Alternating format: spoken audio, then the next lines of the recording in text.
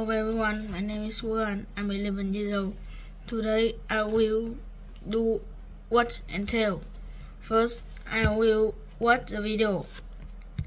6 minutes English from New broadcasting house in the middle of London.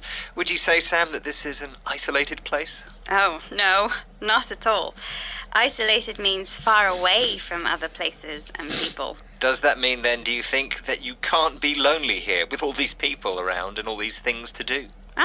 Good question. Can you be lonely in a crowd? Yes, of course. I think you can be, because being lonely isn't about physical isolation. I think you can be lonely anywhere.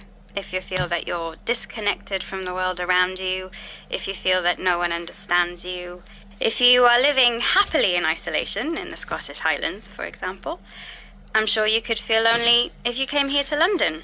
Well, loneliness is today's topic. The BBC has just completed a big survey about it, which we will learn more about shortly. But first, of course, a question. Where is the most isolated inhabited place on the planet? By which I mean the place furthest away from anywhere else with the fewest people living there. Is it A, McMurdo Station in Antarctica? B, Siwa Oasis in Egypt's western desert? Or is it C, the island of Tristan da Cunha in the South Atlantic? What do you think, Sam? I've got absolutely no idea. So this is just a guess. I think it's the one in Antarctica. I'm going to go with that. Well, we'll have the answer later on in the programme. Loneliness is seen as a big problem for the mental health of the population, so much so that the British government has a minister for loneliness.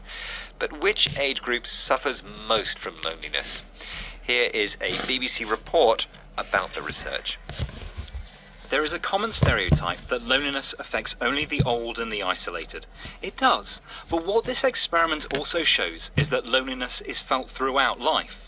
People aged between 16 and 24 experience loneliness more often and more intensely than any other age group.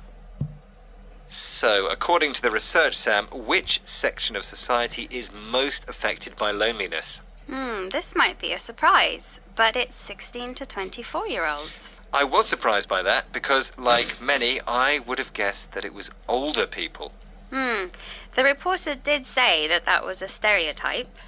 A stereotype is nothing to do with stereo music, but it's the noun we use to describe a very simple and basic judgment of someone and their character and personality based on their age, nationality, profession, and so on.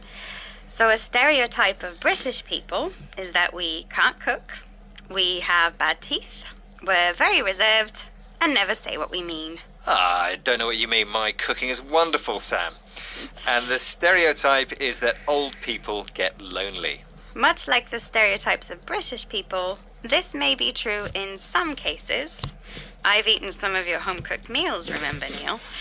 But it's not true for the majority. It is young people who feel lonely more often and more intensely.